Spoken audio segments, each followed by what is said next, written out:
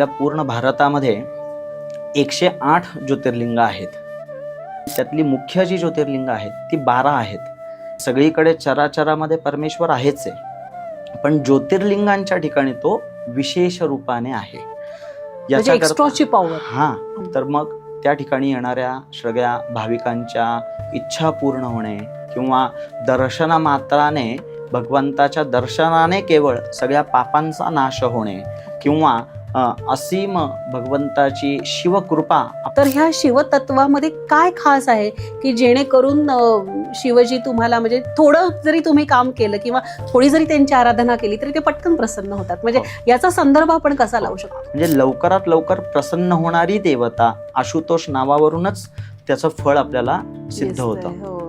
मग शंकरांना प्रिय असणारा श्रावण मास, त्या मासामध्ये जर का शंकराची उपासना जास्तीत जास्त आपण केली तर ती अधिक फळदायी ठरते. तो श्रावण मासामध्ये सोमवाराचं व्रत विशेष करून विवाहाच्या काही अडीअडचणी असतील, सौभाग्याच्या काही अडीअडचणी असतील तर हे करण्याची पद्धत आहे. शंकराला अभिषेक प्रिय आहे, कुठलाही असू दे. शंकराला ज्या ज्या गोष्टी प्रिय आहेत त्या त्या गोष्टी आपण शंकरावरती या काळामध्ये जास्तीत जास्त अर्पण कराव्या. श्रावण महिन्यात काही विशेष दानांचं पण महत्व आहे, तर काय आपण दान करू शकतो श्रावण महिन्यात? श्रावण महिन्यामध्ये आपल्याला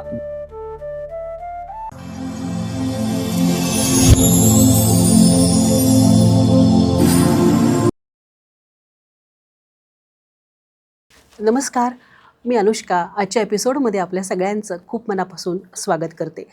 एपिसोडच्या सुरुवातीलाच आपल्या सगळ्यांना श्रावण महिन्याच्या खूप साऱ्या शुभेच्छा. श्रावण महिना म्हटलं की महादेवाची भक्ती ओघाने झाली. मग या महादेवाची उपासना नेमकी श्रावण महिन्यातच का करतात किंवा श्रावण महिना महादेवाला डेडिकेटेड का आहे, या सगळ्या प्रश्नांची उत्तरं आपण जाणून घेणार आहोत. आणि यासाठी साक्षात महादेव त्र्यंबक राजाच्या रूपात ज्या ठिकाणी वास्तव्य करून आहेत हे सगळं जाणून घेणार आहोत. तर पॉडकास्टला सुरू करण्याअगोदर तुम्हाला एक विनंती आहे, जर आपल्या अनुस्मी चॅनलचे पॉडकास्ट आपल्या आयुष्यामध्ये थोडं जरी व्हॅल्यू ॲड करत असतील तर चॅनलला नक्की सबस्क्राईब करा. तर सुरुवात करूयात श्रावण महिन्याची उपासना कशी करायची हे जाणून घेण्याविषयी. तर त्र्यंबकेश्वरवरून वेदमूर्ती कौस्तुभ शास्त्री पाटणकर आज आपल्यामध्ये आहेत. तर त्र्यंबकेश्वर इथल्या सगळ्या धार्मिक विधीची 300 वर्षाहून अधिक काळची परंपरा ते जपतात. म्हणजे ते पिढी जात त्यांच्याकडे ह्या सगळ्या गोष्टी आल्या. तर ह्या सगळ्या आपण त्र्यंबकेश्वरविषयीच्या ज्योतिर्लिंगाविषयीची माहिती आणि आपलं शिवतत्व याविषयीची सगळी चर्चा पुढे सुरू करूयात. आपलं आजच्या पॉडकास्टमध्ये खूप मनापासून स्वागत. हर हर महादेव. हर हर महादेव. तर तुमचं म्हणजे मला खूप छान वाटतंय की खास त्र्यंबकेश्वरवरून तुम्ही इथे आला आहात आणि एक आपल्या चॅनलला छान आशीर्वाद मिळालेत. तर मला आधी त्र्यंबकराजाविषयीच जाणून घ्यायला आवडेल की काय आहे सगळं तिथलं तत्व आणि मुळात ज्योतिर्लिंग म्हणजे काय हेही समजून घ्यायचंय. पहिले आपण ज्योतिर्लिंग म्हणजे काय याचा पहिले विचार करूया. नक्की. ज्योती याचा अर्थ प्रकाश, म्हणजे प्रकाशालाच आपण ज्योती असा शब्द वापरतो. संस्कृतमध्ये त्याचा अर्थ तसाच होतो. आणि लिंग म्हणजे एखाद्या विशिष्ट देवतेचं चिन्ह. एखाद्या विशिष्ट देवतेच्या चिन्हाला लिंग असा शब्द आलेला बघायला मिळतो आपल्याला. तर ज्योती म्हणजे प्रकाशाचं चिन्ह या अर्थाने पण आपल्याला ज्योतिर्लिंगाकडे बघता येतं. तर एकंदरीत आपल्या पूर्ण भारतामध्ये 108 ज्योतिर्लिंग आहेत. सगळी ज्योतिर्लिंग 108 आहेत, पण त्यातली मुख्य जी ज्योतिर्लिंग आहेत ती 12 आहेत. तर भगवान शंकरांनी 87,000 वर्ष जी तपश्चर्या केली, तर त्या तपश्चर्येमधून जे तपाचं सामर्थ्य त्यांच्यामध्ये उत्पन्न झालं, तर ते एका ठिकाणी साठवणं शक्य होत नव्हतं.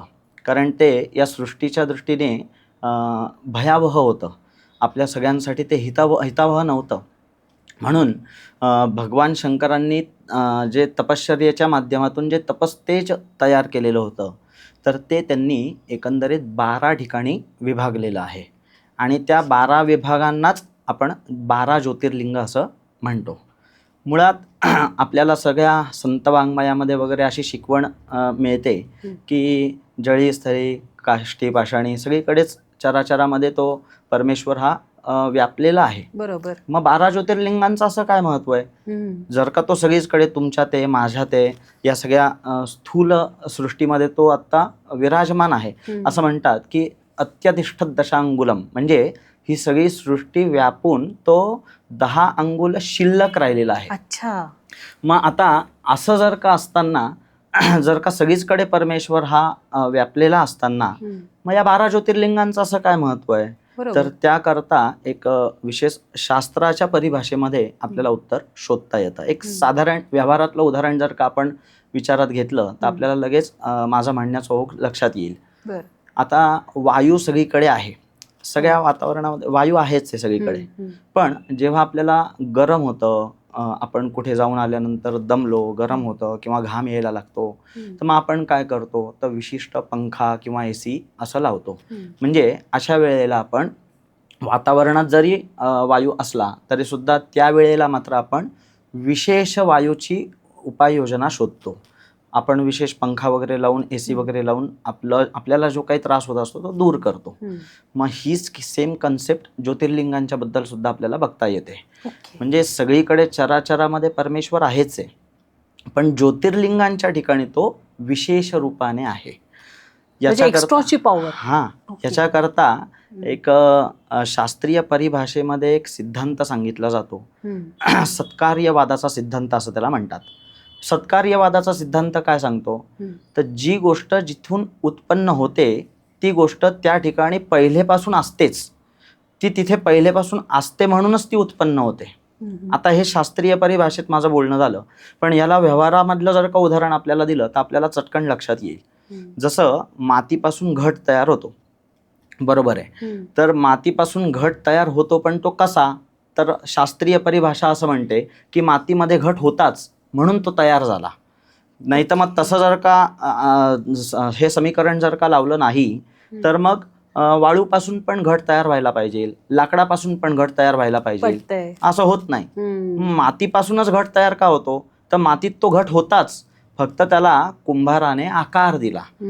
कुंभाराने त्याला आकार दिल्यामुळे त्याला घटरूपता आली, पण मातीमध्ये तो पहिलेपासून होता. जसं अग्नी हा लाकडामध्ये पण असतो, आपण सगळीकडे ऐकलेलं असेल. पण मग आता तो लाकडातला अग्नी आपल्याला लाकडाला हात लावल्यानंतर चटका देत नाही. मग त्याकरता आपण काय करतो, यज्ञयागांमध्ये वगैरे आपण बघितलं असेल की 2 लाकडांचं एकमेकांवरती घर्षण केलं जातं, त्याला अग्निमंथन असं म्हणतात. तर या अग्निमंथनाच्या माध्यमातून सामान्य रूपाने जो लाकडामध्ये अग्नी होता तो विशेष रूपाने प्रकट केला जातो, आणि विशेष रूप जे प्रकट होतं ते नेहमी कार्यकारी असतं. हा संदर्भ इथे घेणं अत्यंत आवश्यक आहे. मग तो विशेष रूपाने प्रकट झालेला अग्नी कार्यकारित्व काय दाखवतो, तर आपण एखादं पातेलं घेतलं, त्या पातेल्यामध्ये काही शिजण्याकरता अन्न ठेवलं, तर नुसतं लाकूड आपण त्या पातेल्याखाली ठेवलं तर ते शिजू शकत नाही. पण प्रकट झालेला अग्नी जो असतो विशेष रूपाने त्या ठिकाणी, तर त्या अग्नीच्या माध्यमातून पातेल्यातलं अन्न शिजू शकतं. यज्ञामध्ये सुद्धा आपण आहुती दिल्यानंतर ती हुत होऊ शकते. म्हणजे विशेष रूप जे असतं हे नेहमी प्रभाव सोडणारं असतं, ते जास्त ऍक्टिव्ह असतं. मग हीच कन्सेप्ट आपल्याला ज्योतिर्लिंगांच्या बद्दल सुद्धा जोडता येते.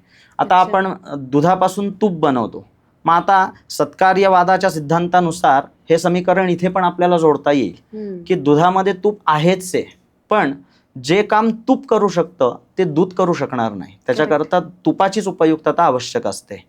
आणि विशेष रूपाने प्रकट होणारी जी गोष्ट असते ही कार्यकारी असते, म्हणजे प्रभाव सोडणारी असते, त्याच्यामध्ये जास्त एनर्जी असते.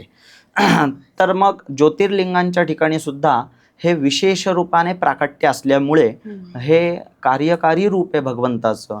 मग इथे विशेष कार्यकारी भगवंताचं काय कार्य दिसतं आपल्याला, तर मग त्या ठिकाणी येणाऱ्या सगळ्या भाविकांच्या इच्छा पूर्ण होणे, किंवा दर्शनामात्राने भगवंताच्या दर्शनाने केवळ सगळ्या पापांचा नाश होणे, किंवा असीम भगवंताची शिवकृपा आपल्या संपूर्ण कुटुंबावरती असणे, अगणित पुण्याची प्राप्ती करून देणे, किंवा तीर्थयात्रेचं फळ आपल्याला प्राप्त करून देणे. आता हे भगवंताचं कार्यकारी रूप असतं, आणि ते विशेष ठिकाणी गेल्यानंतरच आपल्याला त्याचा प्रभाव, म्हणजे एक्सेस जी पॉवर आहे ती अशा ठिकाणीच आपल्याला मिळू शकते. बाकी तो परमेश्वर आहेच, सगळीकडेच आहे, तो व्याप्तच आहे. तर म्हणजे हे शिवतत्व सगळी आहेत सगळीकडे, परंतु म्हणजे त्र्यंबकेश्वरच नाही तर या ज्या विशेष ज्योतिर्लिंगांमध्ये एक्स्ट्राच विशेष त्याच्यामध्ये विशेष रूपाने आहे. आणि 12 ज्योतिर्लिंगांचा जो उल्लेख मगाशी मी केला, तर आपल्याला महाराष्ट्रामध्ये ही 5 ज्योतिर्लिंग दिलेली आहेत. म्हणजे ब्लेस्ड आहे आपण. म्हणूनच आपल्या महाराष्ट्राला महाराष्ट्र म्हणतात ना. तर एक म्हणजे देवाची विशेष कृपा आपल्या राज्यावरती आहेच आहे. किती छान. या रूपाने शिव इथे वास करतात. तर तुम्ही इतकी वर्ष त्र्यंबकेश्वरला आहात, तर तुम्हाला शिवतत्वाच्या विषयी काय जाणवतं नेहमी? आता आम्ही रोज त्र्यंबकेश्वरी आमची नित्य उपासना आहे. आम्ही रोज शंकराच्या दर्शनाकरता सोळं नेसून देवावरती जलाचा अभिषेक करतो. रोज नित्य दर्शन आमचं आहे. तर एक ती जी काही अनुभूती आहे, तर आता म्हणजे बोलताना सुद्धा माझ्या अंगावर काटा येतोय. ते मला मी फील करतोय की मी आता गाभाऱ्यात गेलोय आणि आता माझं रोजचं जी काही उपासना आहे ती मी आता करतोय. तर हे सांगताना सुद्धा अंगावर माझ्या काटा येतोय. ती जी काही ऊर्जा आहे तर ती अशी शब्दात सांगता येण्यासारखी नाही. तो हे सगळं अनुभवजन्य आहे. अनुभवातूनच आपल्याला या गोष्टी समजू शकतात. पण आत्यंतिक समाधान जीवनामधलं जर काही लाभत असेल तर ते नित्य दर्शनामधून आम्हाला रोजच्या रोज लाभत असतं. तर आम्ही फार त्या बाबतीमध्ये आम्ही फार पुण्यवान आहोत की आम्ही रोज तिथे जाऊन उपासना करू शकतो. भगवंताचं दर्शन आम्हाला रोज घेता येतं. मला तुम्ही सांगा की आता श्रावण चालू आहे, म्हणजे आता आपली लोक जेव्हा श्रोते जेव्हा हे सगळं पॉडकास्ट बघतील तेव्हा श्रावण सुरू होईल, त्यांची लगबग सुरू होईल. परंतु श्रावणात शिवतत्व विशेष जागृत असतं. तर ह्या शिवतत्वामध्ये काय खास आहे की जेणेकरून शिवजी तुम्हाला, म्हणजे थोडं जरी तुम्ही काम केलं किंवा थोडी जरी त्यांची आराधना केली तरी ते पटकन प्रसन्न होतात? म्हणजे याचा संदर्भ आपण कसा लावू शकतो? असं आहे की एकंदरीत शंकराचं रूप जे आपण सगळीकडे बघतो हे संहारक रूप आपल्याला बघायला मिळतं. म्हणजे अंगाला पूर्ण भस्म लावलेलं आहे किंवा जटा वाढवलेल्या आहेत, गळ्यामध्ये नाग आहे, सर्प आहे, हातामध्ये त्रिशूळ आहे. म्हणजे एकंदरीत तसं पाहायला गेलं तर थोडंसं भयावह रूप शंकराचं आपल्याला दिसतं. पण तसं नसून, आणि शंकराला संहार करता देखील म्हटलेलं आहे. पण तसं काहीही नसून हा शिवशंकर जो आहे हा आपल्या म्हणजे जे कोणी भाविक आहेत, जे कोणी मनापासून त्याची उपासना आराधना करतात, त्यांना लवकरात लवकर प्रसन्न होणारी देवता आहे. आपल्याला माहिती आहे की भगवंताचं शंकराचं एक नाव आहे आशुतोष. माहिती आहे ना? तर आशु याचा अर्थ काय, तर लवकरात लवकर. संस्कृतमध्ये आशु या शब्दाचा अर्थ होतो लवकरात लवकर, आणि तोष म्हणजे प्रसन्न होणारी देवता. म्हणजे लवकरात लवकर प्रसन्न होणारी देवता. आशुतोष नावावरूनच त्याचं फळ आपल्याला सिद्ध होतं. म्हणून शंकरांना पण भोलेनाथ म्हणतात. आणि एक भजनही आपल्या ऐकिवात असेल की हे भोळ्या शंकरा, तो भोळा देव आहे. तर तो, आणि एकदा अंतःकरणापासून त्याची उपासना आराधना जर इथून केली की मग तो समोरचा माणूस कोण आहे याचा देखील विचार करत नाही. रावणाचं उदाहरण आहे आपल्याकडे की रावणासारख्या एवढ्या मोठ्या बलाढ्य राक्षसाला सुद्धा ज्याचा कोणीही स्वीकार करत नव्हतं, पण शंकराने मात्र त्याच्या भक्तीच्या पुढे त्याला आत्मलिंग दिलं. म्हणजे आपण हे उदाहरण आपल्या डोळ्यासमोर अगदी लगेच येतं. नक्कीच. आणि मग रावणकृत शंकराचार्याचे ते स्तोत्र सुद्धा खूपच प्रसिद्ध आहे, शिवतांडव स्तोत्र. ते अतिशय प्रभावी मानलं जातं.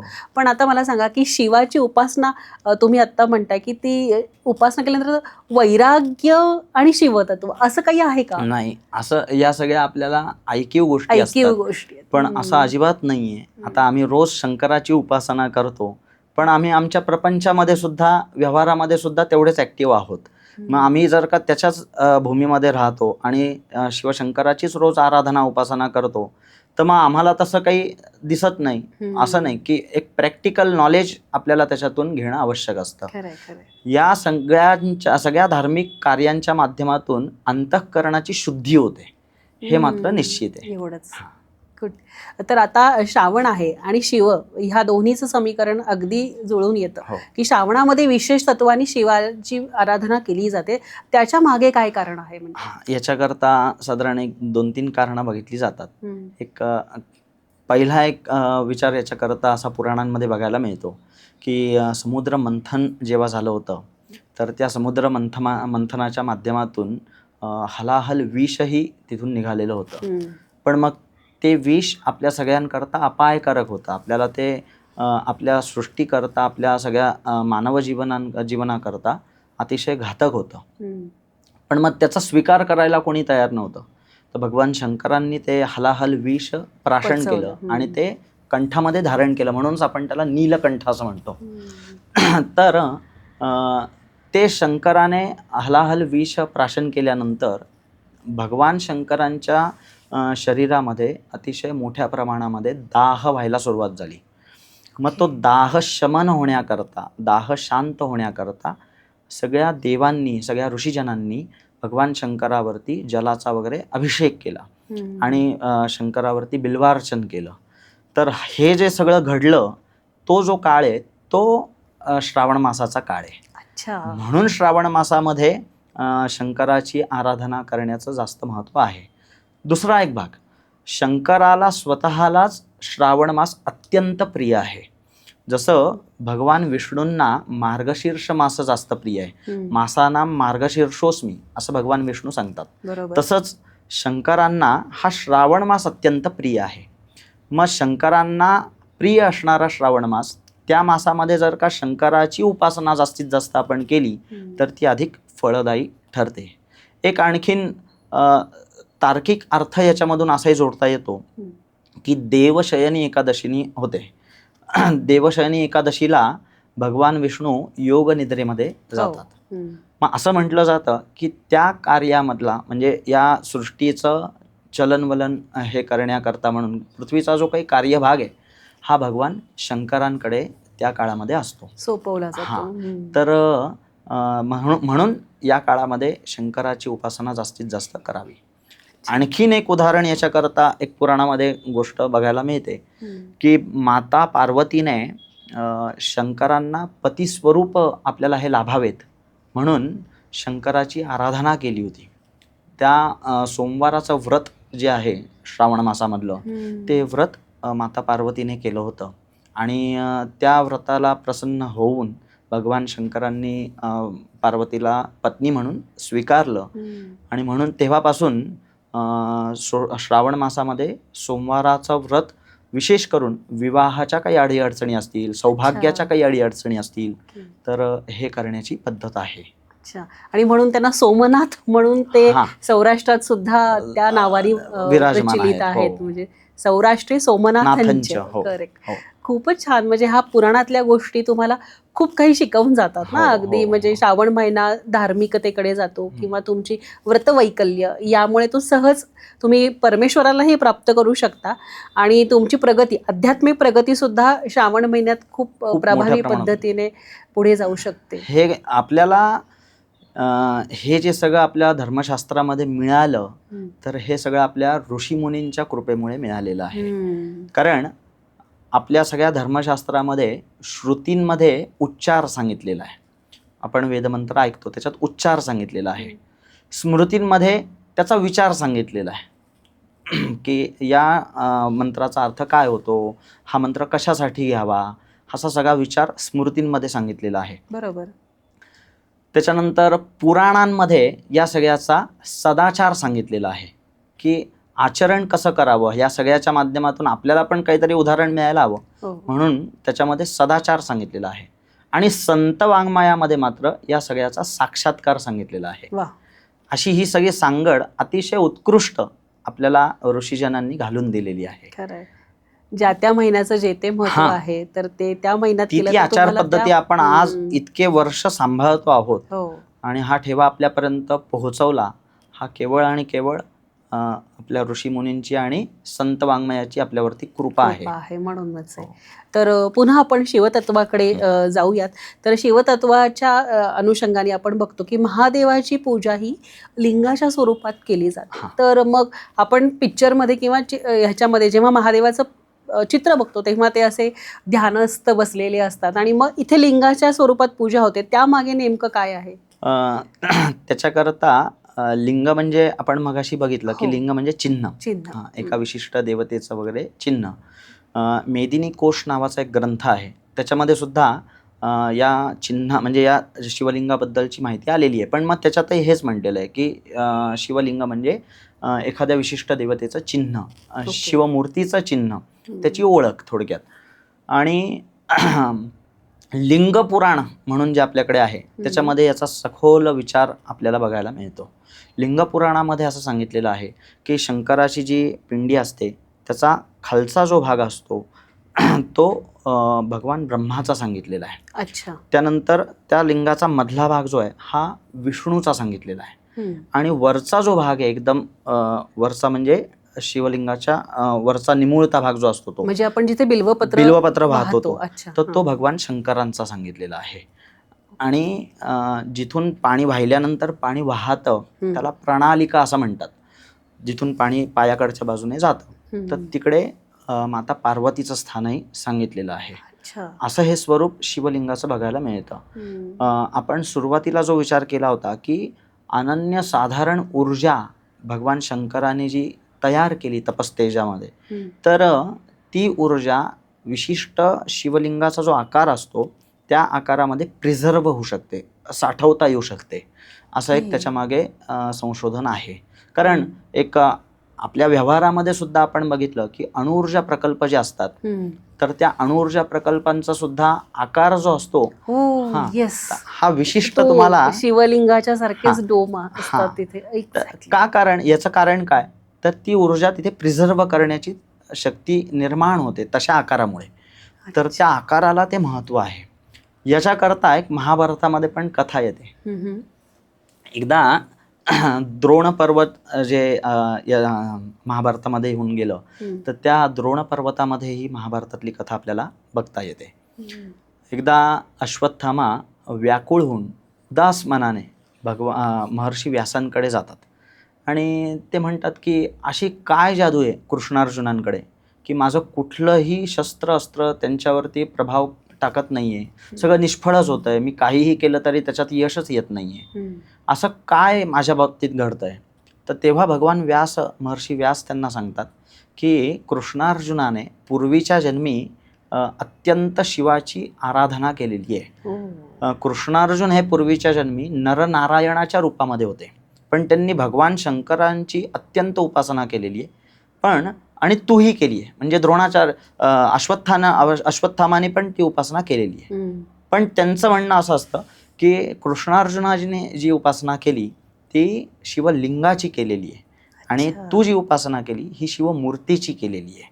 त्याच्यामुळे शंकराची उपासना, शंकराची पूजा करत असताना शिवलिंगावरतीच ती करावी. शिवलिंगामध्येच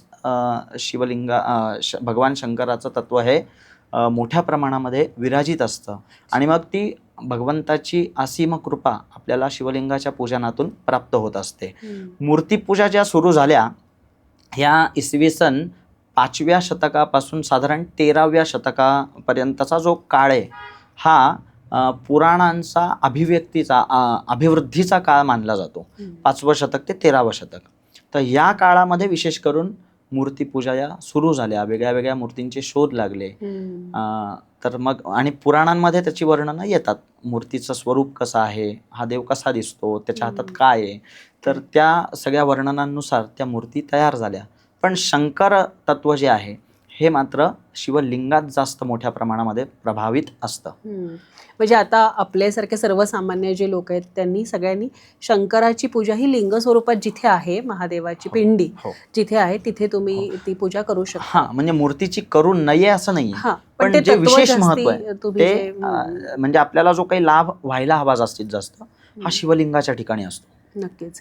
मग आता श्रावण महिन्यामध्ये अशा कुठल्या उपासना सर्वसामान्य लोकांनी कराव्यात की जेणेकरून भगवान शिवशंकर पटकन प्रसन्न होतील? तर म्हणजे माझं म्हणणं फळाचीच अपेक्षा आहे असं नाही, परंतु काय साधना केली पाहिजे साधारणतः? भगवान शंकराकरता आपण रुद्राचा अभिषेक करू शकतो. शंकराला अभिषेक प्रिय आहे, कुठलाही असू दे, शंकराला अभिषेक प्रिय आहे तर शंकरावरती अभिषेक करावा. शंकराला ज्या ज्या गोष्टी प्रिय आहेत त्या गोष्टी आपण शंकरावरती या काळामध्ये जास्तीत जास्त अर्पण कराव्या. जसं शंकराला मी म्हटलं तसं अभिषेक प्रिय आहे. शंकराला 3 पानाचं बेलाचं पान खूप जास्त प्रिय आहे. शंकराला दुधाचा अभिषेक देखील प्रिय आहे. शंकरावरती पांढरं फूल व्हावं, शंकरावरती तांदूळ व्हावे, म्हणजे शंकराला जे शीतलता देणारे पदार्थ आहेत हे जास्तीत जास्त प्रिय आहेत. त्या तपस्तेजामुळे शंकरामध्ये जो दाह झालेला असतो त्या दाहाचं शमन होण्याकरता म्हणून शंकरावरती शीतलता देणारे पदार्थ व्हावेत, म्हणजे भगवंताला ते जास्तीत जास्त प्रिय असतात. आणि भगवंताला प्रिय असणारेच पदार्थ जर आपण त्याच्यावरती वाहिले तर त्याची कृपा आपल्यावरती लवकरात लवकर होते. आणि भगवंताला प्रदोष प्रिय आहे विशेष. सोमवार एक वार आपल्याला माहिती आहे, पण प्रदोष शंकराला प्रिय आहे. प्रदोष म्हणजे काय, तर सूर्यास्ताच्या आधीचा थोडासा काळ आणि सूर्यास्तानंतरचा थोडासा काळ, या कालावधीला प्रदोष काल असं म्हटलं जातं. हा प्रदोष काल शंकराला अत्यंत प्रिय आहे. म्हणजे त्या काळामध्ये उपासना जास्त प्रभावी ठरते. शंकराला तो काळ जास्त प्रिय असल्यामुळे त्या काळामध्ये जास्त प्रभावी ती उपासना ठरते. एक प्रदोषाचं व्रत पण आहे.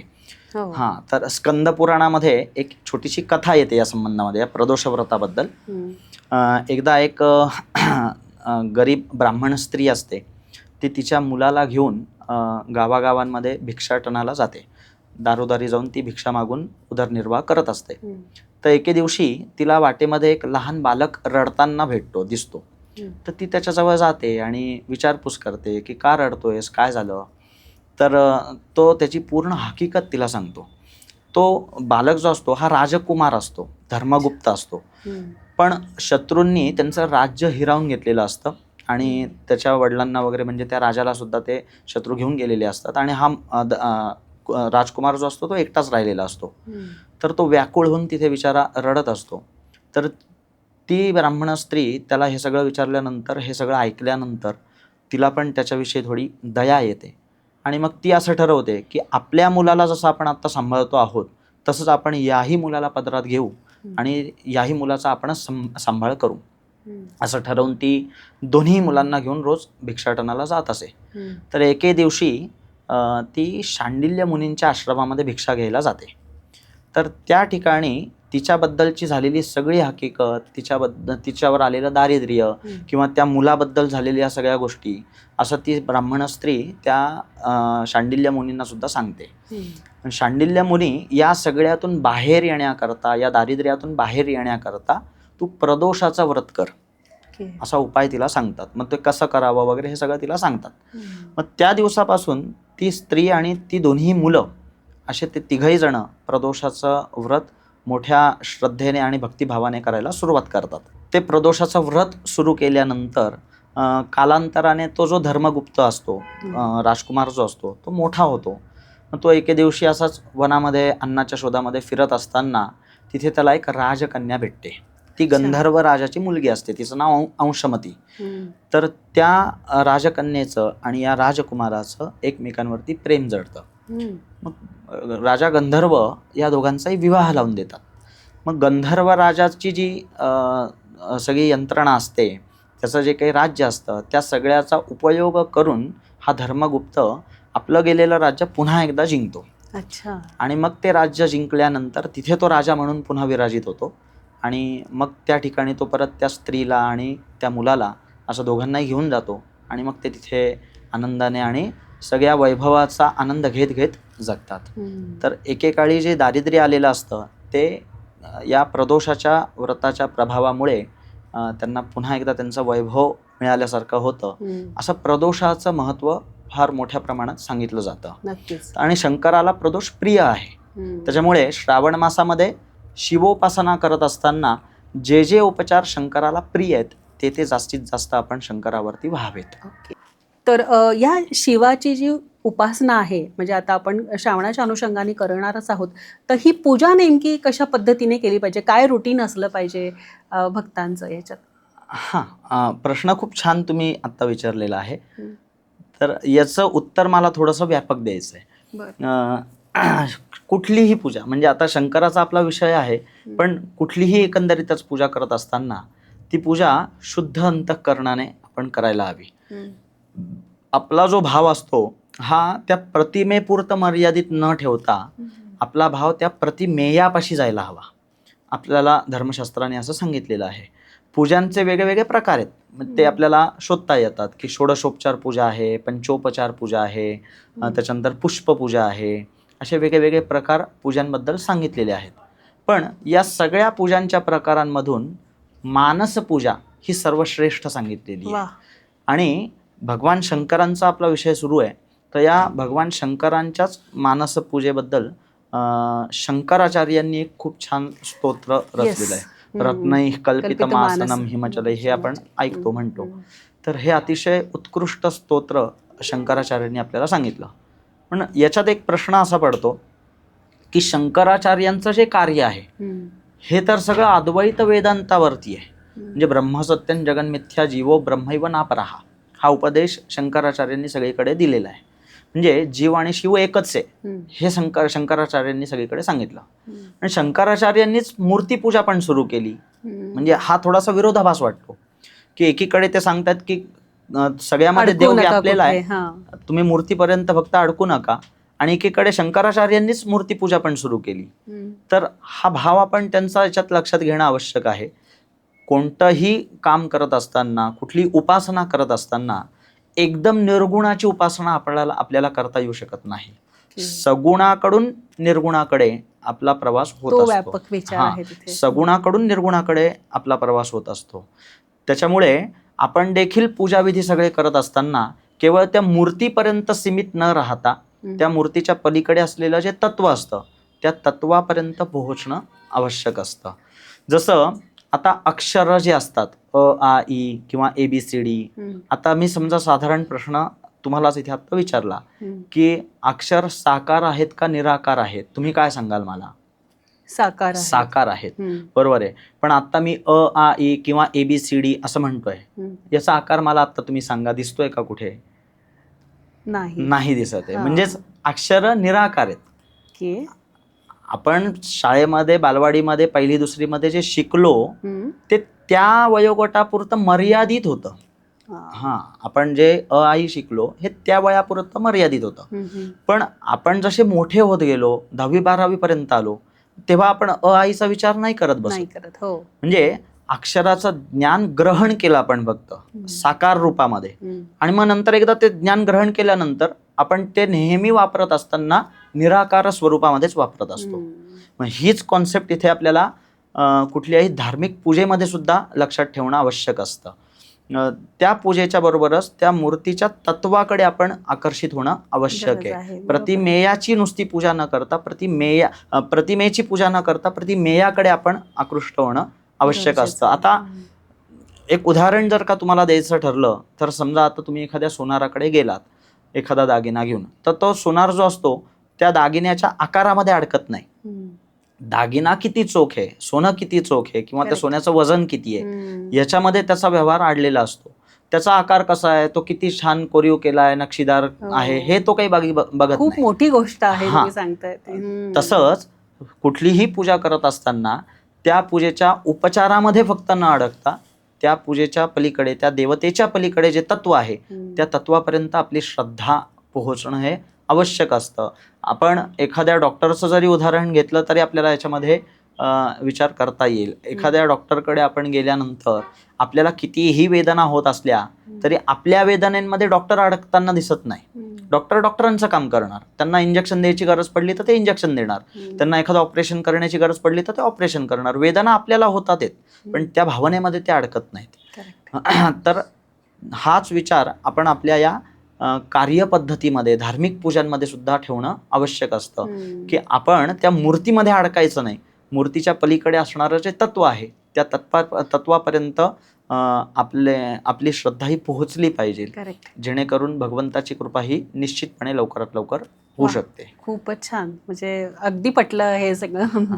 तर आपण आता श्रावण सोमवार, प्रदोष हे सगळे जे उपवास केले जातात, तर श्रावणी सोमवाराच्या उपवासाला विशेष महत्त्व आहे. की कोणी काही उपवास करत नसले तरी पण श्रावणी सोमवार आवर्जून केला जातो.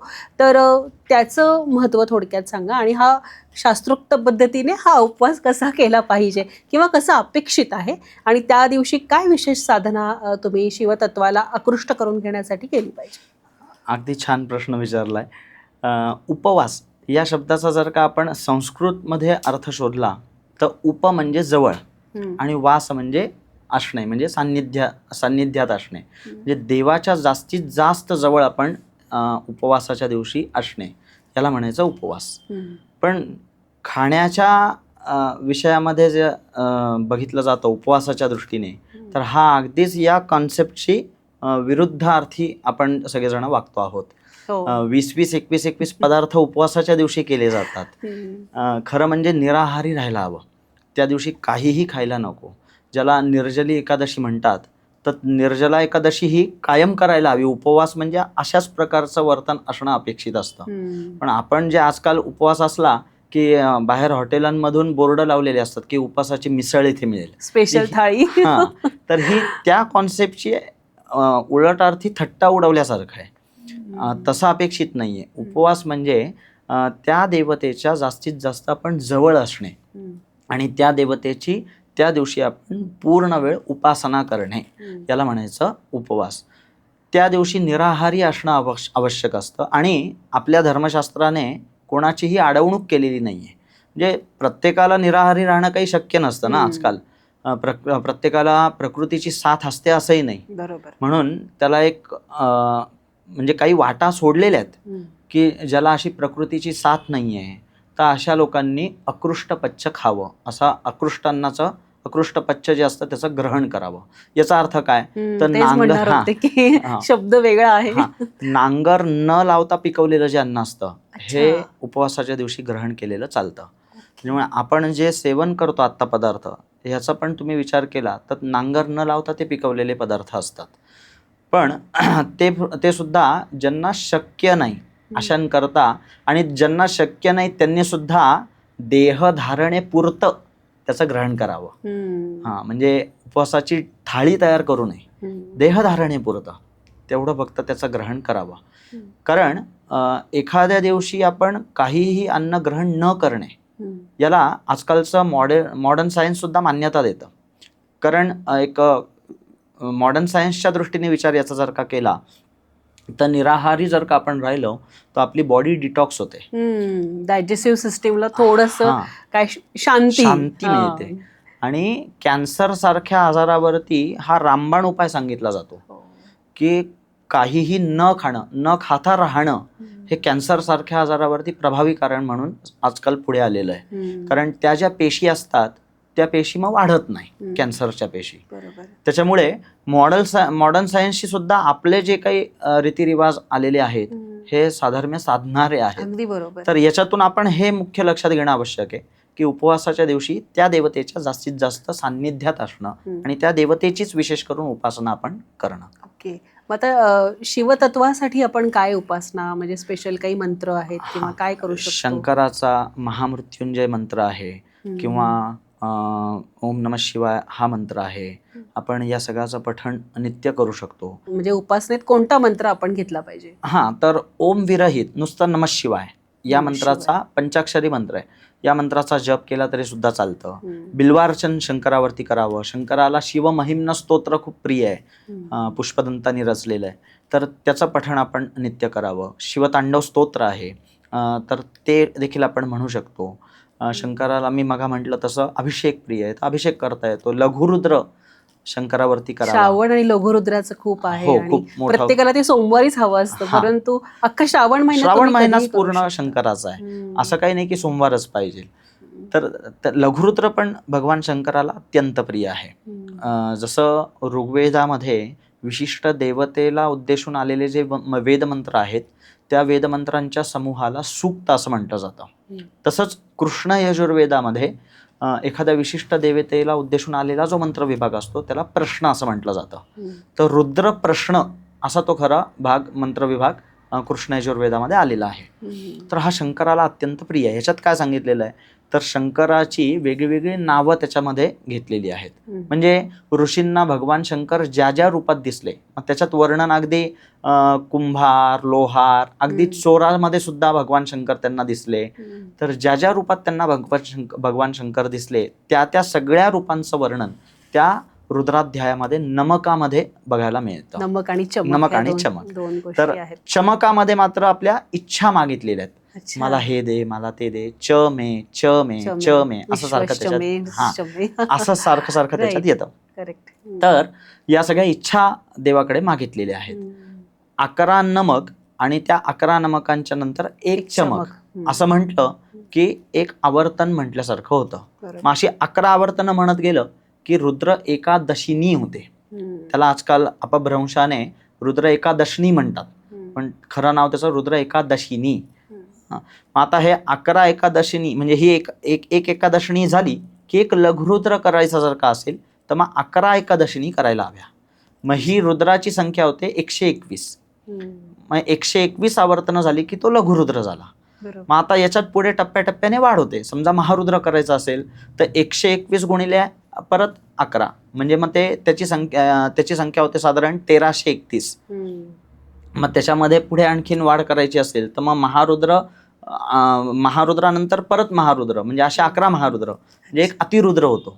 असं हे करत करत प्रचंड रुद्र, अत्यतिरुद्र असे त्याचे पुढे पुढे आणखीन वैकल्पिक प्रकार आहेत. काय म्हणजे भगवंताची कृपा ही दीर्घ आयुष्यासाठी म्हणून होते. विशेष करून कुठलाही दुर्धर आजार असेल, कुठलीही व्याधी असेल, दीर्घकाळ चालणारी एखादी व्याधी असेल तर ती व्याधी अशा प्रकारच्या रुद्राच्या अभिषेकाच्या माध्यमातून दूर होऊ शकते.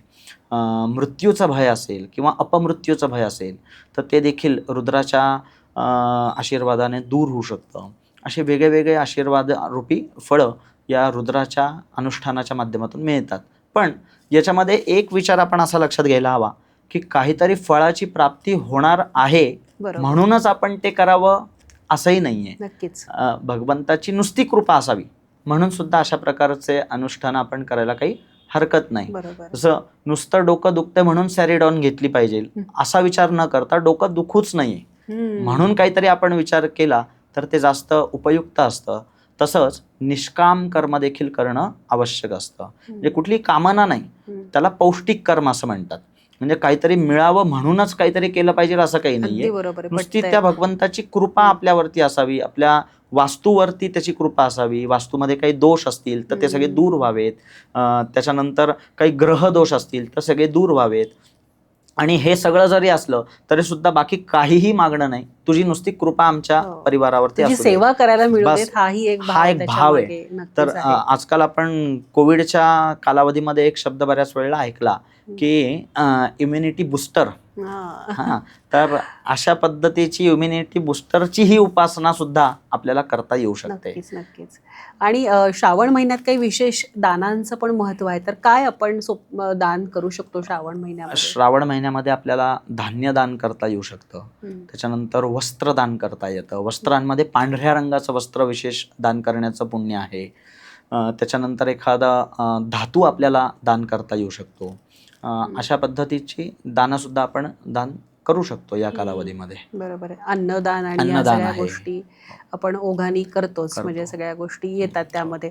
पण आता श्रावण महिना आला की खूप सारे गैरसमज लोकांमध्ये असतात की बाबा किंवा एखादं व्रत अंगी करण्याची पद्धत असते की बाबा मी श्रावण महिना येतो मी एकदाच जेवते, किंवा मी श्रावण महिन्यात चप्पल घालत नाही, किंवा असं भरपूर काही आहे. तर त्याच्या मागे काय संदर्भ सांगू शकता? आपल्याकडे कसं आहे की आचरण पद्धती करता काही विशेष संकेत सांगितलेले आहेत. आपण आचाराला केंद्रस्थानी ठेवलेलं आहे. आचाराचा पूर्ण सखोल विचार आपल्या धर्मशास्त्रामध्ये सगळीकडे केलेला आहे. तर त्याच्याकरता असे हे काही संकेत आपल्याला धर्मशास्त्राने सांगितलेले आहेत की अशा अशा पद्धतीने तुम्ही आचरण करणं आवश्यक आहे. मग त्याच्यात हे सगळं सांगितलेलं आहे की सोमवाराच्या दिवशी न्हाव्याकडे जाऊ नये, सोमवारच्या दिवशी सलूनमध्ये जाऊन काही केस कर्तन वगैरे असं करू नये, नखं काढू नये, असं सगळं संकेत सोमवाराच्या दिवशी टाळण्याकरता सांगितलेले आहेत. मग आता सोमवार हा भगवान शंकरांचा वार आहे. मग सोमवाराचं कनेक्शन आपल्याला पुन्हा श्रावण मासाशी जोडता येतं. म्हणजे सोमवार हा संपूर्ण आठवड्यामधून एकदाच येत असतो, पण श्रावण महिना जो आहे हा पूर्ण महिनाभर चालणार असतो. त्याच्यामुळे इतर वेळेला आपण सोमवारी जे काही अटी नियम शर्ती ज्या पाळतो तर त्या सगळ्याच्या सगळ्या पूर्ण श्रावण महिनाभर पाळण्याची पद्धत आहे. अच्छा, बरोबर. तर मग म्हणजे तेच की एकभुक्त व्रत आहे, किंवा चातुर्मासात आपण काही व्रत संकल्प सोडतो की मी आता पूर्ण चातुर्मासभर एक काय म्हणतात त्याला शिस्त लावण्याचा हा कालावधी आहे की आपण आत्ता जे काही वागतो आहोत त्याच्यामध्ये आपण आपल्यावरती ताबा किती ठेवू शकतो हे तपासण्याचाच हा सगळा कालावधी आहे. बरोबर आहे. आणि तो जरूर करावा सुद्धा, की आपल्या मनावरती आपल्या स्वतःवरती आपला किती ताबा आहे हे एकदा तपासणं सुद्धा आवश्यक असतं.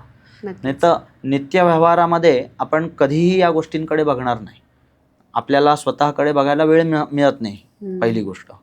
आणि त्या ओघाने चातुर्मासाच्या या सगळ्या व्रतवैकल्यांच्या माध्यमातून का होईना पण नियमन आपल्याला स्वतःवरती काहीतरी ठेवणं आवश्यक असतं. या कालावधीमध्ये विशेष करून मांसाहार कोणी करू नये. कारण एक भौगोलिक स्थिती जी असते, वातावरण जे या कालावधीमध्ये असतं ते देखील त्याच्यासाठी अनुकूल नाहीच आहे. तर तेवढं एक विशेष लक्ष ठेवून सगळ्यांनी पाळणं आवश्यक आहे. खूप साऱ्या गोष्टी आहेत ज्या केल्याने तुम्ही शिवतत्वाच्या किंवा एकूणातच भगवंताच्या जवळ जाऊन उपासना करू शकता. आता अजून एक शिव म्हटल्यानंतर मगाशी आपण ओघवता उल्लेख केला महामृत्युंजय जपाचा. तर याविषयी अगदी थोडक्यात मला जाणून घ्यायला आवडेल की काय पॉवर आहे महामृत्युंजय जपाची. महामृत्युंजय या जपामध्येच त्याचा अर्थ आहे की मृत्यूवरती जय मिळवणारा हा जप आहे. महामृत्युंजयामध्ये प्रचंड ऊर्जा आहे. महामृत्युंजय जपाच्या सामर्थ्याने एखाद्याचं अगदी दारापर्यंत आलेलं मरण सुद्धा परत जाऊ शकतं. कोणाला यमयातना असतील तर त्या सुद्धा दूर होऊ शकतात. तर महामृत्युंजय जपाचं फार मोठं महत्त्व आपल्या सगळ्या धर्मशास्त्रामध्ये बघायला मिळतं. तर कोणालाही अशा प्रकारची काही अडीअडचण असेल, कुठली व्याधी दीर्घकाळ चालू असेल किंवा म्हणजे डॉक्टरांनी आता होप्स सोडलेले आहेत की डॉक्टरांनी सांगितलं आहे की आता तुम्ही घरी घेऊन जा आणि घरी जाऊनच सेवा करा. तर अशा व्यक्तींना महामृत्युंजय जप बऱ्याच वेळेला प्रभावी झालेला दिसतो. तर महामृत्युंजय जप विशेष करून आजार दूर करण्याकरता, मृत्यूचा काही भय असेल तर ते दूर करण्याकरता हे करण्याकरता. तुमच्या डेली लाईफ मध्ये तुम्ही हा महामृत्युंजय जप करू शकता रोज. त्याच्यामध्ये पुढे परत प्रणव लावून वगैरे असं सांगितलेलं आहे. तो धर्मशास्त्रीय सगळा विचार आहे. पण सर्वसाधारण आपल्याला जो मंत्र माहिती आहे महामृत्युंजयाचा तो सगळीकडे म्हणण्याची पद्धत आहे. म्हणजे आपण सोमवारी ते म्हटलं तरी चालू शकतं, त्याचा जप केला तरी चालू शकतं. आणि स्त्रियांनी वगैरे केला तरी चालू शकेल. स्त्रियांनी वेद मंत्र नाही म्हणू. कारण स्त्रियांचं जे बॉडी स्ट्रक्चर असतं तर हे नाजूक असतं आणि वेद मंत्रांच्या उच्चारणामुळे शरीरामधली हीट वाढू शकते. तर त्या दृष्टीने म्हणजे हे अपायकारक आहे म्हणून त्यांनी म्हणू नये. म्हणून त्याला ती धर्माची जोड दिली. खरं तर ते शास्त्रीय म्हणजे शरीरशास्त्राच्या दृष्टीने पण अयोग्य म्हणजे आपल्या ऋषीजनांनी आपली काळजीच घेतली. बरोबर आहे. तर स्त्रियांकरता पुराणोक्त मंत्र आहे. पुराणोक्त मंत्र आपण शंकराचा कुठलाही उपासना म्हणून म्हटला तरी तो चालण्यासारखा. एखादा सांगू शकता तुम्ही? मृत्युंजयाय रुद्राय नीलकंठाय शांभवे अमृतेशाय शर्वाय महादेवाय ते नमः असा मंत्र जरी म्हटला तरी सुद्धा भगवंताची कृपा आपल्यावरती निश्चित होते. नक्कीच. आणि अगदी माझ्या मनात आहे की तुम्ही खास त्र्यंबकेश्वरवरून इथे आलायत आणि आपल्या पॉडकास्टचा शेवट म्हणजे मला की त्र्यंबक राजाविषयी अजून जाणून घ्यायचं आहे की काय महात्म्य आहे त्र्यंबकेश्वर ज्योतिर्लिंगाचं आणि काय वेगळेपण आहे या सगळ्या गोष्टीचं. त्याच्याकरता एक कथा आपल्याला मी सांगू इच्छितो. त्याआधी हे मंदिर किती जुनं आहे हे पण मला ऐकायचं आहे. त्र्यंबकेश्वराचं जे मंदिर आत्ता आपल्याला दिसतंय हे पेशवेकालीन आहे. त्र्यंबकेश्वरी सुद्धा मोघलांनी अत्याचार केले होते. म्हणजे तिथलं जे खरं मूळ मंदिर होतं हे मोघलांनी पाडलं होतं, उद्ध्वस्त केलेलं होतं. म्हणजे सगळीकडे आपण मोघलांचे जे काही अत्याचार झालेले बघतो ते अगदी आमच्या त्र्यंबकेश्वरापर्यंत सुद्धा आले होते. मग मोघलाई संपली आणि पेशवाई जेव्हा आली तेव्हा पेशवे सरकारने आत्ता आपल्याला दिसत असलेलं मंदिर हे बांधलं. म्हणजे याचा जीर्णोद्धार केला असं आपण म्हणतो. आणि त्र्यंबकेश्वराबद्दल जी आख्यायिका सांगितली जाते ती म्हणजे गौतम ऋषींबद्दल सांगितली जाते. गौतम ऋषींनी त्र्यंबकेश्वरी साधारण 1000 वर्ष तपश्चर्या केलेली आहे. आणि गौतम ऋषी म्हणजे न्यायशास्त्राचे प्रवर्तक आहेत. षटदर्शनं जी आपल्याकडे सांगितली जातात त्या षटदर्शनांमध्ये जे न्यायशास्त्र आहे त्या न्यायशास्त्राचे प्रवर्तक म्हणजे हे गौतम ऋषी आहेत. तर या गौतम ऋषींनी त्र्यंबकेश्वरी भगवान शंकरांची आराधना केली, तपश्चर्या केली आणि त्या तपश्चर्येच्याच वेळेला त्यांना गोहत्येचं पातक लागलं. अच्छा. हां, तर त्या गोहत्येच्या पातकामधून निवृत्ती होण्याकरता त्यांनी पुन्हा एकदा शिवोपासना सुरू केली. भगवान शंकर त्यांना प्रसन्न झाले आणि त्यांनी वर मागायला सांगितलं. तर त्या काळामध्ये साधारण 100 वर्ष दुष्काळ पडलेला होता आणि गौतम ऋषी हे शेती करत होते. त्यांचं वैशिष्ट्य असं होतं की सकाळी पेरलेला भात संध्याकाळी ते उगवत होते. अरे हां, म्हणजे संध्याकाळी ते कापायचे असं वर्णन पुराणांमध्ये बघायला मिळतं. तर भगवान शंकरांनी त्यांना वर मागायला सांगितला. म्हणून गौतम ऋषींनी त्यांना असा वर मागितला की आपल्या जटेमध्ये असलेली जी गंगा आहे ती गंगा आपण इथे अवतीर्ण करावी, जेणेकरून या सृष्टीमध्ये आलेला जो दुष्काळ आहे हा दुष्काळ दूर होईल आणि सगळी प्रजा सुजलाम सुफलाम नांदेल. तर भगवान शंकरांनी सुद्धा तथास्तु म्हटलं. आणि पण गंगा तिथे अवतीर्ण व्हायला तयार नव्हती. गंगेची इच्छा नव्हती तिथे प्रकट होण्याकरता. मग भगवान शंकर क्रोधित झाले आणि भगवान शंकरांनी आपल्या जटा क्रोधामध्ये आपटल्या त्या ब्रह्मगिरी पर्वतावरती. ब्रह्मगिरी पर्वतावरती जे स्थान आहे शंकराचं तिथे आजही ती खूण बघायला मिळते. म्हणजे पुराणामध्ये जे वर्णन सगळं आलेलं आहे की भगवान शंकर असे बसले, इथे गुडघा टेकवला आणि इथे गुडघा टेकून त्यांनी क्रोध व्यक्त करताना जटा आपटल्या. तर ते सगळं आजही तिथे आहे ब्रह्मगिरी पर्वतावरती. गुडघ्याची निशाण आहे, जटांची निशाण आहे. आणि मग तिथून म्हणजे गंगेला प्रकट व्हावं लागलं. आणि प्रकट झाल्यानंतर मात्र गंगेने सुद्धा एक पण ठेवला की मी इथे आता अवतीर्ण होते, पण माझ्यासोबत आपल्यालाही इथे उत्पत्ती, स्थिती आणि लय अशा तीनही रूपांमध्ये विराजमान व्हावं लागेल. भगवंतांनी गंगेला देखील तथास्तु म्हटलं आणि मग ब्रह्मा, विष्णू आणि महेश अशा तीनही रूपांमध्ये भगवान त्र्यंबकेश्वर त्या ठिकाणी विराजमान झाले. आणि गंगा जी आहे ब्रह्मगिरी पर्वतावरती ही मूळ गंगा आहे. त्याला वृद्ध गंगा किंवा वृद्ध गोदा असं म्हणायची जी पद्धत आहे त्याचा देखील विचार करणं आवश्यक आहे. गंगा जी आहे काशीकडे, तर त्यापेक्षा सुद्धा जुनी ही गोदावरी आहे. हां, आणि ती गोदावरी ब्रह्मगिरी पर्वतावरती अवतीर्ण झाली, प्रकट झाली. तिथून मग ती पुढे गंगाद्वार नावाचं एक ठिकाण आहे, त्या ठिकाणी गुप्त रूपाने आलेली आहे. ब्रह्मगिरीवरती ती प्रकट झाल्यानंतर गुप्त रूपाने गंगाद्वारी आली आणि गंगाद्वारी सुद्धा ती गुप्त रूपाने मग पुन्हा खालती कुशावर्तापाशी आली. पण मग ते हे लक्षात आलं की ही गुप्त रूपाने जागा बदलती, म्हणून कुशावर्तापाशी आल्यानंतर कुश म्हणजे दर्भ आपण त्याला म्हणतो, हे दर्भ घालून गौतम ऋषींनी तिला अडवलं.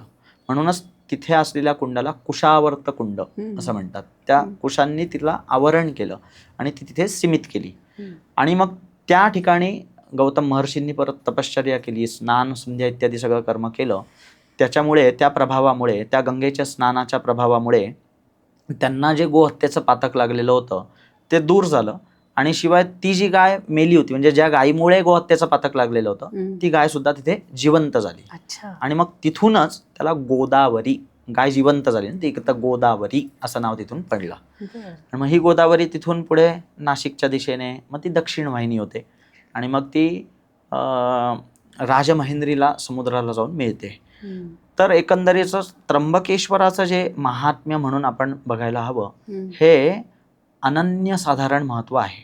सगळ्याच ज्योतिर्लिंगांचं असतं, पण सगळ्या ज्योतिर्लिंगांमध्ये त्यातल्या त्यात विशेष हे भगवान शंकरांचं त्र्यंबकेश्वरामधलं रूप आहे. इतर ठिकाणी जे आपण शिवलिंग बघतो तेव्हा वरतून ते शिवलिंग आपल्याला त्या पिंडीमध्ये बघायला मिळतं, पण इथे तसं नाहीये. इथे त्या शंकराच्या पिंडीला मध्यभागी एक खड्डा आहे आणि त्या खड्ड्यामध्ये आपल्या अंगठ्यासारखे 3 लिंग आहेत. तर ते 3 लिंग म्हणजेच ब्रह्मा, विष्णू आणि महेश असं त्रिगुणात्मक रूप भगवंताचं आमच्या इथे बघायला मिळतं. आणि त्या 3ही लिंगांच्या मागच्या बाजूने एक बारीकशी कपार आहे. तर तिथून गोदावरीचा फ्लो 24 तास सुरू असतो, 12 महिने 24 तास तिथून गोदावरी प्रकट होतच असते. म्हणजे त्या खड्ड्यात जमा झालेलं पाणी आम्हाला हाताने सारखं सारखं बाहेर काढावं लागतं. हां, तर एकंदरीत आपण चित्रामध्ये जे शंकराचं रूप बघतो की जटेमधून गंगा वाहते वगैरे, तर ते ओरिजिनल रूप त्र्यंबकेश्वरी आपल्याला बघता येतं. हां, बाकी कुठल्याही ठिकाणी तुम्हाला असं बघायला मिळणार नाही की शिवलिंगामध्येच गोदावरी म्हणजे गंगा दिसतीये, पण ते केवळ त्र्यंबकेश्वरी आपल्याला बघता येतं. आपल्याला जे कोणी सद्गुरू माहिती आहेत त्या सगळ्या सद्गुरूंचं तुम्ही चरित्र उघडून बघा. प्रत्येक सद्गुरूंच्या चरित्रामध्ये त्र्यंबकेश्वराचं वर्णन सापडतं. श्री स्वामी समर्थांचं चरित्र बघा, हो. गजानन विजय बघा, हो. त्याच्यानंतर शंकर महाराजांचं बघा, महाराजांचंही आहे, हो. तर साईबाबांचं बघा, अगदी कोणाचंही चरित्र तुम्ही बघा, सगळेच्या सगळे गुरु हे त्र्यंबकेश्वरी आल्याचे दाखले आपल्याला त्यांच्या चरित्रांमध्ये बघता येतात. शिवाय त्र्यंबकेश्वरी संत वाङ्मयाची पण खूप मोठी परंपरा लाभलेली आहे. कारण निवृत्तीनाथांनी आमच्या इथे संजीवन समाधी घेतलेली आहे. गोरक्षनाथांचं पण आमच्या इथे मोठं अधिष्ठान आहे. नाथ संप्रदायाचं पण आमच्या इथे मोठं अधिष्ठान आहे. आणि ही नाथ परंपरा गोरक्षनाथ, गहिनीनाथ आणि निवृत्तीनाथ अशी ती पुढे पुढे गेलेली आहे. पण नाथ परंपरा पण आमच्या इथे आहे. निवृत्तीनाथांनी समाधीच त्र्यंबकेश्वरी घेतलेली आहे. त्यांना तिथेच गहिनीनाथांनी दीक्षा दिली आहे. वरती गंगाद्वारच्या तिथे अनुपम शिळा आहे, तर त्या ठिकाणी तपश्चर्या नाथ संप्रदायामध्ये करण्याची परंपरा आहे. तर एक विशेष कसं असतं की मी बऱ्याच वेळेला सांगतो की आपल्या देशाची राजधानी दिल्ली आहे, तसं धार्मिक क्षेत्रामध्ये आपल्या 2 राजधानी आहेत. एक म्हणजे त्र्यंबकेश्वर आणि दुसरं म्हणजे काशी. का? कारण एखादी मेट्रो सिटी जशी असते की मेट्रो सिटीमध्ये का तिचं मोठेपणा असतं, तर त्या ठिकाणी मोठ्या मोठ्या इंडस्ट्री असतात, तिथे रस्ते, पाणी, लाईट हे सगळं मुबलक असतं, म्हणून ती सिटी मेट्रो सिटी होते. तिथली दळणवळण यंत्रणा सहज होण्यासारखी असते, ॲक्सेस व्यवस्थित असतो, ह्या सगळ्या गोष्टी तपासल्या जातात, तेव्हा ती मेट्रो सिटी होते. बरोबर. मग हे सगळं आध्यात्मिक दृष्टीने जर का आपण बघितलं तर त्र्यंबकेश्वराचं महत्व हे अनन्यसाधारण आहे. आता मी ज्या ज्या गोष्टी तुम्हाला सांगितल्या तर या त्र्यंबकेश्वराशिवाय दुसरीकडे बघता येत नाही. बाकी तुम्ही कुठलंही तीर्थक्षेत्राचं नाव घ्या, म्हणजे दुसऱ्या तीर्थक्षेत्रांना कमी लेखण्याचा माझा हेतू नाहीये. बरोबर. पण इतर तीर्थक्षेत्र आणि त्र्यंबकेश्वर यामध्ये काय भेद आहे, तर त्यामध्ये हा विचार करणं आवश्यक आहे. इथे केवळ शंकराचं प्राकट्य एवढा एकच विषय नाहीये, इथे गोदावरी पण आहे, त्यानंतर इथे निवृत्तीनाथांची संजीवन समाधी आहे, इथे गोरक्षनाथांचं अधिष्ठान आहे. सगळे गुरु परंपरा जी आहे ती त्र्यंबकेश्वर मध्ये येऊन गेल्याचे दाखले आहेत. आणि सगळ्यात महत्वाचं धार्मिक विधी करता, तेच मी आता तिकडे येणार होते, थोडा ऑफ ट्रॅक जाईल, परंतु जे काही पत्रिकेतले दोष असतात किंवा नारायण नागबळी किंवा त्रिपिंडी श्राद्ध या सगळ्या गोष्टी तिथे होतात. धार्मिक विधी करता त्र्यंबकेश्वर हे फार प्रभावी स्थान सांगितलेलं आहे. म्हणजे पितृदोषासारख्या ज्या पूजा केल्या जातात तर ते त्र्यंबकेश्वरी का करावं, तर त्र्यंबकेश्वरला रुद्रगया म्हणूनही ओळखलं जातं. जसं तिकडे बिहारमध्ये जी गया आहे ती विष्णू गया आहे, तसंच त्र्यंबकेश्वरला रुद्रगया म्हणून संबोधलेलं आहे. आणि या ठिकाणी म्हणजे त्र्यंबकेश्वरी येऊन जर का श्राद्धादी विधी केले, पिंडदान वगैरे असं केलं तर आपल्या पितरांना, आपल्या पूर्वजांना शाश्वत मुक्ती सांगितलेली आहे. म्हणजे त्याच्यात संदेह नाही आहे. त्या अतृप्त कोणी राहिलेले असतील, काही इच्छा वासना राहून गेलेल्या असतील समजा कोणाच्या, तर त्यांना या क्षेत्राच्या महात्म्यामुळे त्या क्षेत्रामध्ये यावंच लागतं आणि मुक्ती घ्यावीच लागते. लावून सांगतोय मी. तर हे महत्व तिथे विशेष करून आहे. सगळ्या प्रकारच्या धार्मिक पूजा त्र्यंबकेश्वरी करण्याचं फार महत्व आहे. आणि तुम्ही त्या कुळातनं आहात की जिथे शास्त्रोक्त पद्धतीने तुम्ही हे सगळे विधी करता, म्हणजे तर त्याविषयी अगदी थोडक्यात सांगा. आमची 300 वर्षांची परंपरा आहे. माझे पणजोबा नथुशास्त्री पाटणकर यांनी आमच्या इथे संस्कृतचे धडे शिकवले. संस्कृत विद्यापीठच आमच्या पणजोबांनी सुरू केलं. त्यामुळे आमच्या पणजोबांच्या नावाचा इथे चौक आहे त्र्यंबकेश्वरी. त्यानंतर माझे आजोबा, आपल्या इथे त्र्यंबकेश्वरी होणारे जे सगळे धार्मिक विधी आहेत, या सगळ्या धार्मिक विधींचं महत्त्व आमच्या आजोबांनी पुस्तकं लिहिली. त्या पुस्तकांच्या माध्यमातून त्याचा प्रचार प्रसार हा मोठ्या प्रमाणात व्हायला लागला. आणि त्याच्यामुळे आमच्या आजोबांचं पण एक मोठं इथे कार्य आहे. आमच्या आजोबांच्या नावाचा इथे रस्ता आहे, आमच्या पणजोबांच्या नावाचा चौक आणि आजोबांच्या नावाचा रस्ता. आणि आमचे वडील श्री किशोर शास्त्री पाटणकर हे आमच्या गावामध्ये एक सन्माननीय व्यक्तिमत्व म्हणून ओळखलं जातं. ऋग्वेद शाखेचे आम्ही आहोत, तर आमच्याकडे वेदाध्ययन करण्याकरता बरेच जण येतात. तर आमच्या वडिलांचं खूप मोठं काम वेदाध्ययनाच्या बद्दल आहे. आणि गेले साधारण 50 वर्ष माझे वडील सगळ्या प्रकारच्या धार्मिक पूजा यथासांग तिथे असतात, सांगतात त्र्यंबकेश्वरी. तर एवढं सगळं छान गोष्टी आहेत आणि आज तुम्ही खरंच मला पण खूप छान वाटते की तुम्ही आज आपल्या चॅनलच्या प्लॅटफॉर्मवरती येऊन या सगळ्या गोष्टी म्हणजे महादेवाची सगळी महती आहे किंवा आता श्रावणाच्या अनुषंगाने काय काय उपाययोजना करता येतील किंवा कसं तुम्ही शिवतत्वाच्या जवळ जाऊ शकता तर तुम्ही आज इतकी छान माहिती दिली. हे ऐकून खूप छान वाटतंय आणि मला असं वाटतं की आपले दर्शक जे काही हा पॉडकास्ट बघतायत शेवटपर्यंत बघणाऱ्या दर्शकांसाठी खास टिप आज गुरुजींनी दिली की नेमकं शिवतत्वाच्या जवळ कसं जावं. खूप खूप आभार आपले की आपण आज इतकी छान माहिती दिली आपल्या प्रेक्षकांसाठी. तर मनापासून आभार.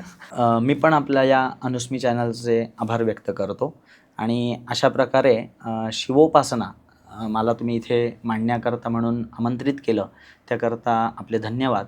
आणि आत्ता जी काही सेवा शिवरूपी सेवा आपल्याला इथे करता आली ही वाङ्मयी सेवा आहे. प्रभूची शंकराची ही वाङ्मयी सेवा आहे.